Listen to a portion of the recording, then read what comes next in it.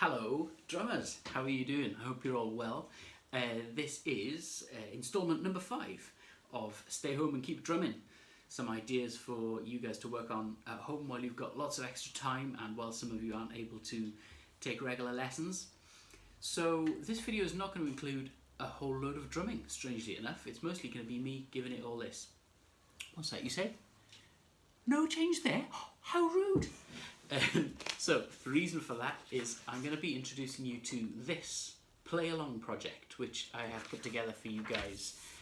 It's basically a massive list of songs. There's 90 songs here. I'm going to talk you through some of the ideas that I was thinking would be good for you to try. Let me just have a word with my Welsh speaking students for a moment. Os chi am glywed y fideo yma yn Gymraeg, mae ddolen just ar YouTube o dan yr un yma, so gallwch chi fynd I edrych ar honno os yswellwch chi. There you go, hope you caught that. So this is what I wanted to do initially, was to make a list of songs which were easy to play along with on the drums. That was where I started this idea. A couple of people have been asking, oh, what should I be playing along with at home?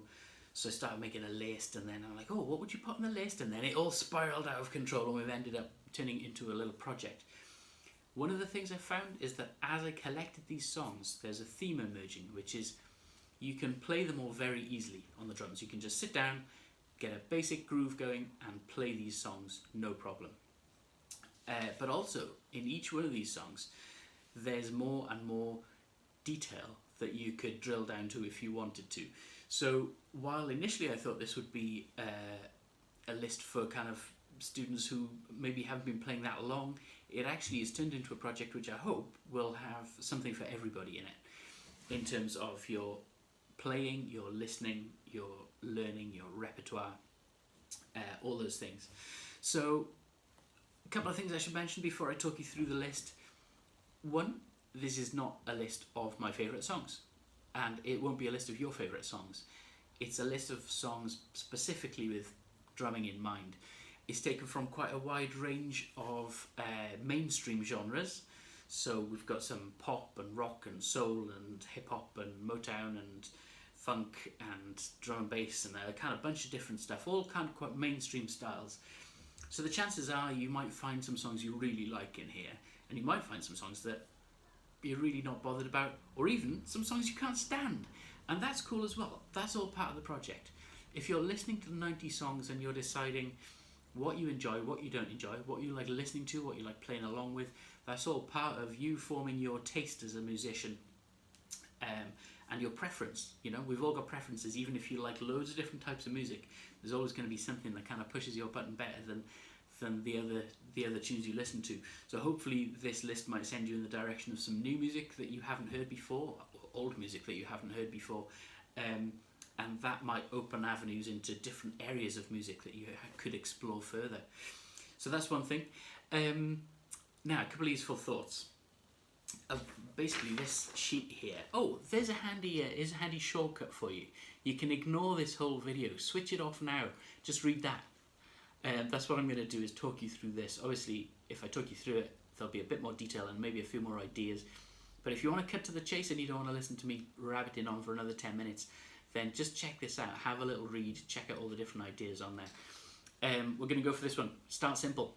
And this is where the idea started as well, is that you don't have to be able to play loads of fancy chops on the drum kit to be able to play along with some really good music. So if you've got a quarter note groove down,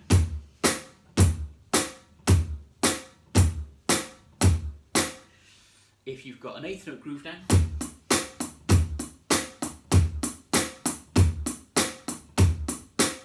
if you've got a 16th note groove down,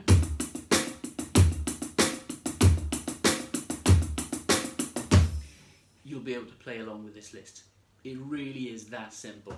Maybe the quarter note groove that I mentioned, you could be playing it two ways. You could be playing it so that if you're doing any variations there, straight variations like a 1 and 2, 3 and 4, 1, 2 and 3 and 4, or you could be playing some swung variations. A couple of the songs in here have a swing to them, so you might be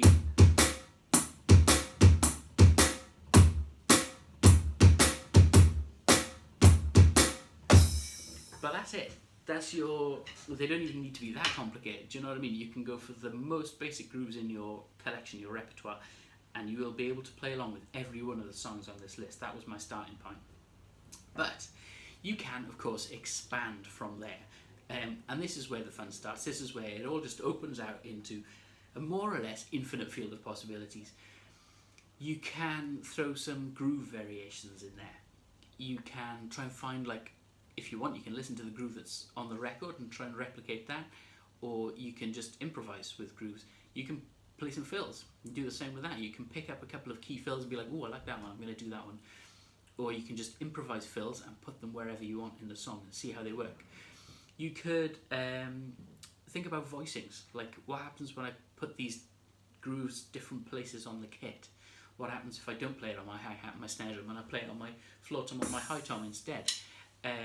We could think about like details in the song, like little stops, for example. There's quite a few of these songs. I noticed when I was putting the list together that there's little stops where the band all stops and maybe the singer is still singing, or everybody stops, or maybe the drums and one or two other instruments stop and other people are carrying on playing, so there's a change of soundscape, and then you're coming back in at some later point. So you could think about some stops. You could think about some riffs, like some guitar riffs, some bass riffs. If you're picking up any riffs that you like, you can see if you can kind of mirror those on the drums. You can think about arrangements, so you could be thinking about like songs where the verses and the chorus are different. There might be a song where you're going back and forth between two very specific grooves. You can think about dynamics. There's songs in here on the kind of quiet loud format where the verse is really kind of soft and, well, maybe not soft, but kind of quiet and kind of muted, or kind of yeah, just kind of in the lower dynamic range. Don't know why I couldn't think of the word for that then. And then the choruses kind of explode into a big kind of noisy climax. It might be a very sudden landing of all that kind of intensity, or it might be that you've got a crescendo into the chorus. So you can play with your dynamics as well. There's a huge amount of kind of mileage in messing around with those ideas. So these are all things you can improvise, you know. You don't have to stick with the format of the song, but you can if you want to. Which leads me to my next point. I wanted to mention, like, this middle doodah on here, this green blob, is titled the accuracy spectrum. Now, if you've known me for more than about 4 seconds, you will have heard me talk about the accuracy spectrum before, probably. It's an idea I've got, which I find really useful, that you can put a song on and play anything you want to it, on the one hand. So nobody can come along and say, you can't play that groove of that song, or oh, that's supposed to be played like this. You can play whatever you want. If you think it sounds good, play it. Job done. You don't have to be accurate. You don't have to play exactly what's on the record. You can just come up with the grooves that you think sound good, the fills that you think sound good, play it how you like. On the other end of that accuracy spectrum is, like, you know, the Beatles are having a reunion and they call you up and say, sorry man, Ringo can't make it. Obviously it won't be the Beatles for reasons of, you know, mortality. But if you're playing like in a tribute band, or if you're playing a gig for a band that have asked you to stand in for someone, you want to know all those notes absolutely spot on. You want to know those songs note for note and get them perfect. In between, this is the main point, in between those two ends of that accuracy spectrum, there's a lot of grey area, you know. You can play anywhere you like along that spectrum. Whether you're playing completely what you fancy and you're really not bothered what the drummer on the track is doing, or whether you like decide, I love that song, I'm going to learn it note perfect and get all those chops down. There's lots of space in the middle, you know. You might want to get mostly what's going on the song, but then like not worry too much about every tiny variation. Or you might want to just play how you fancy, but there's 1 or 2 key grooves that you like, or key fills that you like, so you're going to kind of include those. There is no correct place to play on this accuracy spectrum if you're practicing. You can play however you like. I wanted to get that point across. I hope I haven't rabbited on about it too long, but I hope I've rabbited on about it enough. Here's a couple of other things on this list. Chronology. Yes, that's a fancy word for the passage of time. Or the arrangement of time. All these songs, I've put them in kind of date order. So we're like 1960s, 1970s, 1980s, 90s, noughties, 10s, some new music on that one, and some other stuff that I'll come back to in a minute. The reason for that is partly because I found it really interesting. After I'd kind of pulled all these songs together, I thought, oh, I wonder how many of these songs are from which era and which kinds of artists, and in the end it kind of ended up being quite a balanced list of songs from across a 60-year span. So one of the things you can do is you can think about how that passage of time affects the sound of these songs. You might find that you love 80s music, either because you were there at the time and in your teens and now you kind of, enjoying getting into them on the drums, or because, your parents play them, or because, I don't know, you've just bumped into some of those songs and you really like that sound, in which case you can just max out on the 80s bit of the list. If you hate the 80s and you're like, ew, I can't stand all this synthy stuff, you just skip that bit of the list. You don't have to work through this list one song at a time and play them all. Oh no, I've got to play this one now. Oh, like I said at the start, figuring out which ones you enjoy is part of the project. It's quite an important part of the project. Play what you like, skip what you don't. And maybe try and notice, see if there's a theme. There might be a theme along genre, along style of music. There might also be a theme along era of music, what period the music has come from, that you might really like the sound of the 60s and you might love playing along with that stuff, and not want to play along with anything else. That's absolutely fine. Or you might be like, nah, not so bothered by those songs, I'm going to do some other stuff. It's all your bag. I know I'm repeating myself there, but that is another important point. Also, in terms of the chronology, one of the things you can do is listen to how that music develops. Of the Spotify playlist I've sent you, which I didn't mention yet, but the Spotify playlist I've sent you has all these songs in that chronological order, so you can really kind of hear the progression of music and the development of music all the way through that period, in terms of the instruments, in terms of the styles, in terms of the production, the development of new recording techniques, the appearance of synthesizers, the kind of move towards computer processing of music. So there's all these things that have happened across the last 60 years. It's really interesting to kind of listen to. You could play a little game, hit shuffle, listen to the first 30 seconds of a song and see if you can put your finger on what year it is, and then you can look it up on your list. Ooh, I was right, or ooh, I was within 5 years, or ooh, I was 20 years out. So there you go, there's chronology. What else have we got on here? Right, this idea is lush. Detailed listening, right? Putting a song on and playing the drums along with it is one of the best ways you can practice. I'm always kind of good saying that, and you'll know this already. But here's an idea. What if you put a song on and don't play the drums, right? Check this out. When you just sit and listen, especially if you put headphones on, when you just sit and listen really carefully, you will hear details that if you're playing the drums at the same time, you will miss, because your brain is mostly full of what you're playing, the action of playing, what you're hearing back, how that fits with the music. All those things take up your processing power. If you're just listening, you will hear some stuff that you would never otherwise notice. Even if the difference between hearing a song on the radio in the car, or in a shop, or someone's playing it in the kitchen while you're walking through, you've heard all these songs before, or a lot of them. But if you sit and listen, you will hear some amazing details. I'm gonna see if I can demonstrate. So I'm gonna play a song. Right, I'm gonna play "Pick Up the Pieces" by the Edrychwch Band. In this song, there's a horn riff. And the reason I'm going clickety-click here is because there's kind of peak points in that horn riff, which the drummer chooses to emphasize or accentuate. Sorry about the singing. So it's quite a hard riff to sing that. I'll have to work on that. So I'm going to put it on, and what you'll find if you listen is that drummer picks out those accent points or those emphasis points differently every time this riff goes round. And at the start of the track, it goes round a few times. So sometimes it's a ka, and sometimes it's a ga, sometimes it's a da da, sometimes it's a psp, like a little open hat. Psp. Check them out. Have a little listen.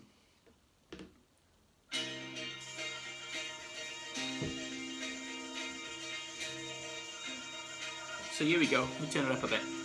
So I'm going to have to talk across it as well. Just otherwise YouTube will mute it because it's not my music.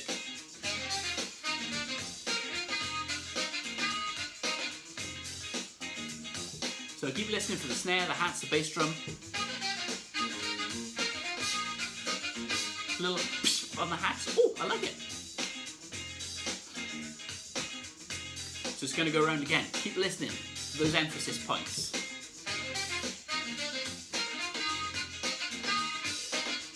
Skada. And again.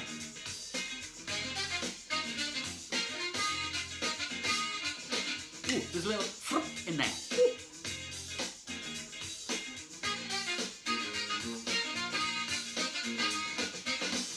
See, at that time, that time you didn't play the da-da, you played around it.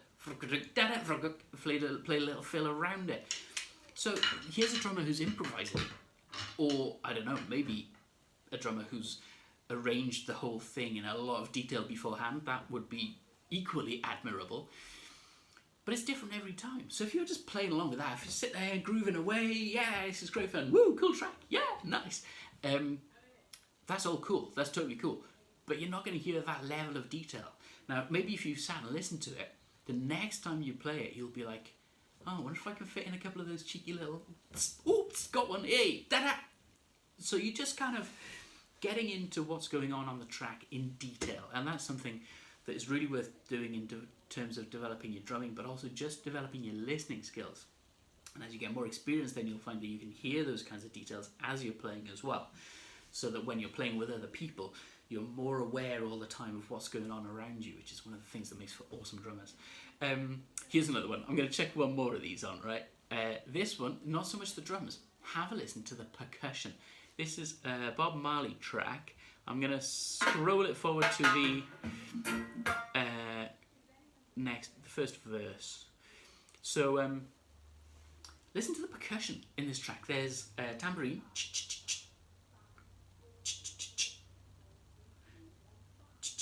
There's a very particular pattern that the tambourine is playing. There's cowbells popping up. And there's a couple of cowbells in there. There's either timbales or the edge of a snare drum with the snares off. There's all those kinds of sounds going on. There's and these all interlock with the drum part in that there's little open hats, little cross sticks on the snare drum, accents on the snare drum, and then they also, all of those tie in with the organ sound and the guitar sound and all the different parts of the band. They're all kind of interwoven in this kind of really textured mesh of, that's a mesh, not a mess, a mesh of really intricate details. Have a little listen. I'll stop rabbiting on and let you listen. I might have to rabbit on occasionally, drop a word in the middle of this. YouTube, if you try using music that is not yours on a video, it'll spot it, the bots will spot it and blank out that bit of your video. So I'll check the occasional word in to try and stop that happening. Okay, here we go. Ready? Ooh. Here we go.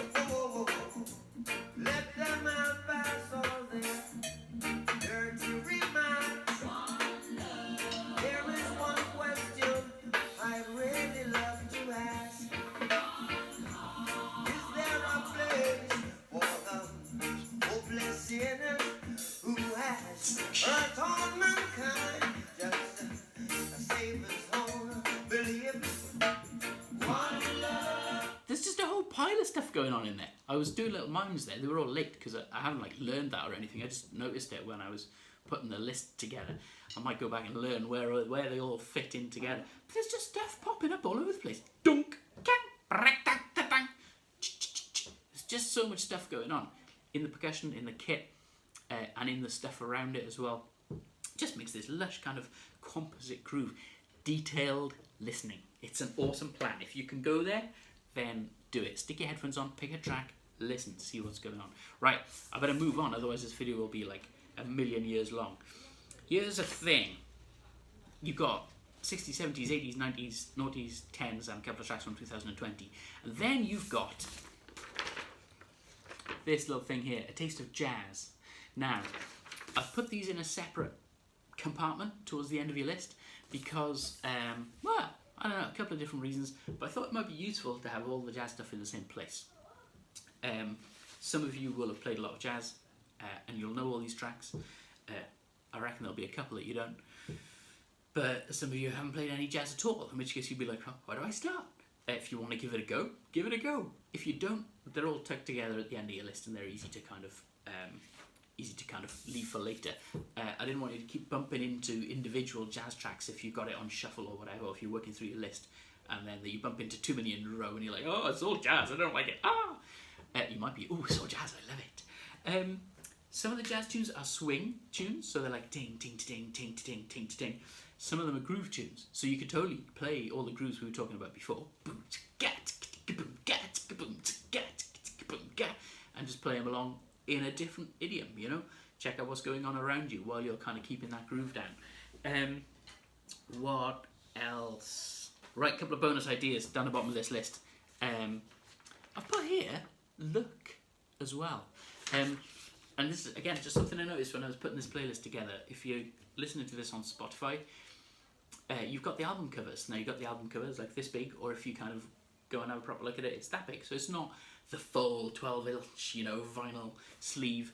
But it's really interesting to look at these album covers because I guess most of these artists, if they've made an album, if they've gone to the time and the trouble and the expense of making an album, it's a huge artistic endeavour to pull all of that together.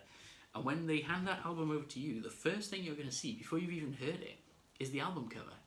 So you can bet your bottom dollar that they've put a lot of thought as well into how they want to present that, how they want that album to look. And some of these covers are iconic covers. Some of them are awesome pieces of art in their own right. So it's just another really interesting thing to do. It's all part of that bigger artistic picture, you know. If you're listening to a song, go listen to the rest of the album. If you love a song, you might love the album as well. If you love the album, then that photograph or that image or that drawing on the front and the artwork is going to have some relevance to you and also to the music that's on the album. So that's a nice little thing to do. The other bonus idea on here, down the bottom in pink, get singing, right? What about this? If you're playing the drums and you can sing as well, you are a more useful musician. Partly just because it's good for your musicality, it's good for your independence, your mental independence, but also it just makes you more employable. If you can sing backing vocals, for example, drummers who can sing BVs are a very useful asset to a lot of people. If you want to start your own band, you don't have to go and look for like, oh no, I need someone who can play the guitar and sing. Why does it have to be play the guitar and sing? Could be play the drums and sing, and that would be you! So you could sing along with the main lines of these tracks, you could sing along with the backing lines of these tracks, you could sing for fun, you can sing some of these songs when you're not playing the drums. Get singing, see what happens. It's also good for your soul. It's a fantastic feeling when you're kind of playing and singing full pelt. It's just so satisfying, it's amazing. So there you go, I think that's it. I've told you, didn't I? Rabbit, rabbit, rabbit. It's a big old yarn, that, not much drumming, lots of ideas. So I'm going to send you this, you've already received it probably, this pile of stuff here. Print it out, put it by your drum kit. I know you'll have it on your phone and you can go and look for it on your phone and stuff, but if you actually print it out, put it next to your drum kit, it's going to be there next to you. It's a more visceral experience. You can kind of wrestle through the pages and go, oh, that song, make these connections, look for these ideas, try out these different concepts that we're talking about. I hope this gives you a lot of stuff to work on. Don't feel like you have to do it all at once, right? This is a big pile of music. It's 6 hours long, even if all you do is listen straight through it in one go. If you have a voracious appetite for practice, you might get that done by tea time. If you want to take this in little stages, which I would recommend, it might take you months to kind of work through them all. You might not want to work through them all. You might want to just work through the ones you like. It's entirely up to you how you treat this material. But what I really hope is that you have a stack of fun going through these songs, finding new music, making new connections, hearing new artists, playing the drums, stacks, and seeing what you can come up with that is going to kind of be the thing that you learn or the thing that you enjoy out of this list. Right, that's me done. Over and out, drummers. I hope you're all staying well. Get some sleep, eat some veg, stay at home. There's kind of word around that people might be able to kind of get back to doing some other normal stuff soon. And if that's the case, then hopefully we'll get you back in the studio. But in the meantime, man, you've got some stuff to do. Look at all this. Have a good time. Enjoy your playing. Keep drumming. See you soon. Bye.